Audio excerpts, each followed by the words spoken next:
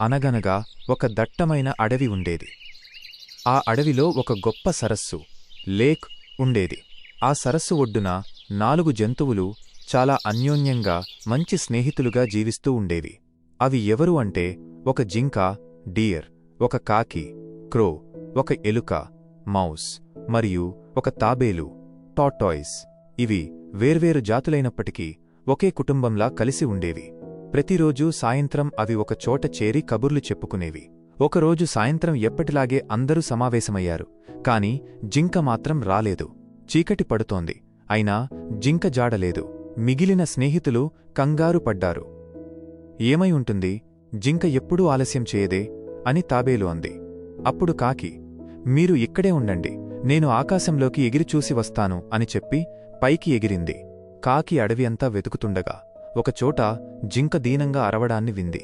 కిందకు చూస్తే ఒక వేటగాడు వేసిన వలలో నెట్ జింక చిక్కుకుపోయి ఉంది.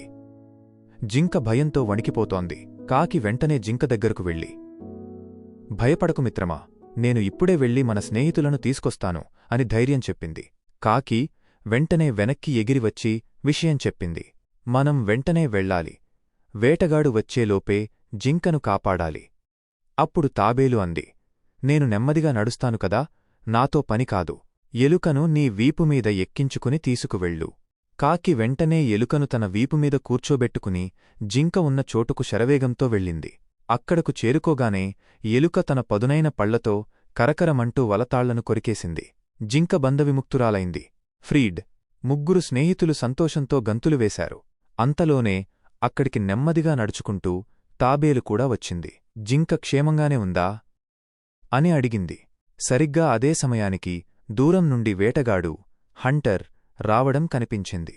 వేటగాడు వస్తున్నాడు, పారిపోండి అని కాకి అరిచింది. కాకి వెంటనే చెట్టు పైకి ఎగిరింది. ఎలుక చెట్టుక్కున ఒక లిలంలోకి దూరింది. జింక మెరుపు వేగంతో పొదల్లోకి పారిపోయింది. కాని పాపం నెమ్మదిగా నడిచే తాబేలు మాత్రం వేటగాడి కంటపడింది. వేటగాడు చిరిగిపోయిన వల చూసి కోపంగా ఉన్నాడు. జింక దొరకలేదని బాధపడ్డాడు. కాని ఎదురుగా తాబేలు కనిపించేసరికి కనీసం ఈ రోజుకి ఈ తాబేలు అయినా దొరికింది అనుకుంటూ తాబేలును పట్టుకుని దాని కాళ్లను ఒక తాడుతో కట్టి తన చేతి సంచిలో వేసుకున్నాడు. తాబేలు బందీ అవ్వడం చూసి మిగిలిన 3 స్నేహితులు చాలా బాధపడ్డారు. ఎలాగైనా తాబేలును కాపాడాలనుకున్నారు. అప్పుడు కాకి ఒక తెలివైన ఉపాయం చెప్పింది. ఆ ఉపాయం ప్రకారం వేటగాడు వెళ్లే దారిలో కాస్త దూరంలో జింక చనిపోయినట్లుగా కళ్ళు మూసుకుని పడుకుంది. కాకి ఆ జింకమీద వాలి జింక కళ్లను పొడుస్తున్నట్లుగా నటిస్తూ కూర్చుంది. వేటగాడు అది చూసి, అరే, ఇందాక తప్పించుకున్న జింక చనిపోయినట్లుంది. భలే ఛాన్స్ అనుకున్నాడు. అతను తాబేలు ఉన్న సంచిని కిందపెట్టి జింకను తెచ్చుకోవడానికి ఆశగా పరిగెత్తాడు. వేటగాడు జింక దగ్గరకు వెళ్లేలోపు ఎలుక చటుక్కున వచ్చి వేటగాడు కింద పెట్టిన సంచిని కొరికేసింది. తాబేలు బయటకు వచ్చి దగ్గర్లో ఉన్న నీటి మడుగులోకి జారిపోయింది. వేటగాడు జింకకు దగ్గరగా రాగానే చెట్టుమీద ఉన్న కాకి కావ్ కావ్ అని గట్టిగా అరిచింది. అది సిగ్నల్. వెంటనే జింక లేచి గాలిలో కలిసినట్లుగా వేగంగా అడవిలోకి పారిపోయింది. వేటగాడు బిత్తరపోయాడు. జింక బతికే ఉందా అనుకుంటూ వెనక్కి వచ్చి తన సంచి చూసుకున్నాడు.